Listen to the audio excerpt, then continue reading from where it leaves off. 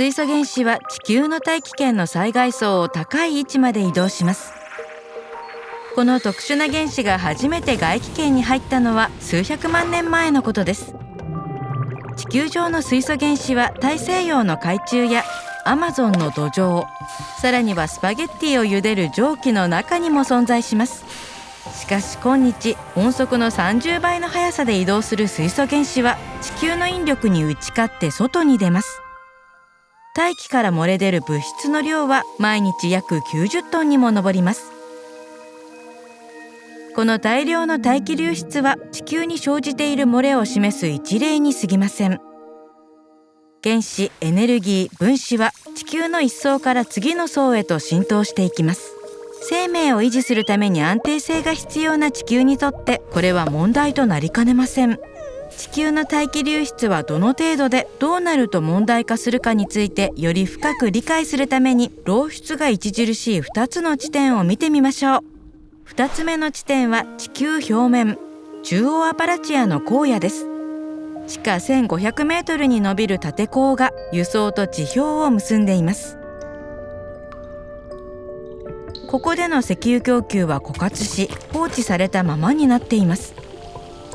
しかしこの地下の輸送には強力な温室効果ガスメタンも存在し、縦坑を上昇し続け、亀裂や緩んだパイプから漏出します。この漏れた油性は全米に点在する300万以上の放棄された油性と合わせると、低く見積もっても毎年28万トンのメタンを排出し続けています。3つ目の漏出地点は地球の最も中心にある地殻です。太陽系の形成に由来する熱は内核の周りの液体金属を回転させます。この運動が宇宙船や太陽風から惑星を守るバリアである磁場を作り出します。しかし地殻は完璧に絶縁されているわけではないため、熱は常に周囲のマントルに漏れ出してプレートテクトニクスとマグマ活動の原動力となります。その結果、地殻の外側の溶けた金属はゆっくりと固まっていき、完全に冷えると磁場は消え、太陽の過酷な光線にさらされます。地球に生じている亀裂や出血に対し我々は心配すべきなのでしょうか。幸いなことに水素が漏れ出す直接的なリスクは高くありません。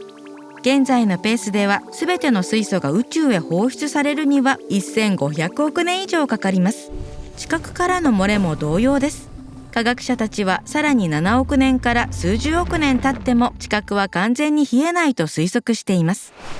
しかしメタンの排出は今後10年以内に地球の気候を変える力を持っています。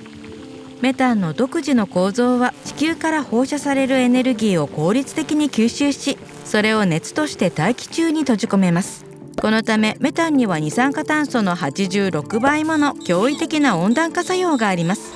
米国の放棄された油性から漏出するメタンの影響は毎年100億ポンド分の石炭を燃やすのに匹敵します。産油国の多くで放棄された恒星はまだ広範囲にカウントや調査が行われていないため、放棄された油性の世界的な排出量はこれよりはるかに多く、これが毎年その他の人工物や自然発生源から排出される推定5億7000万トンのメタンにプラスされます。気候への影響のほか、未密閉の油性はメタンやその他有毒ガスを近隣の地下水に溶出させたりして、飲料水の汚染や現地生態系への影響につながります。生産を終了した油性はその深部にセメントを注入することで塞げます。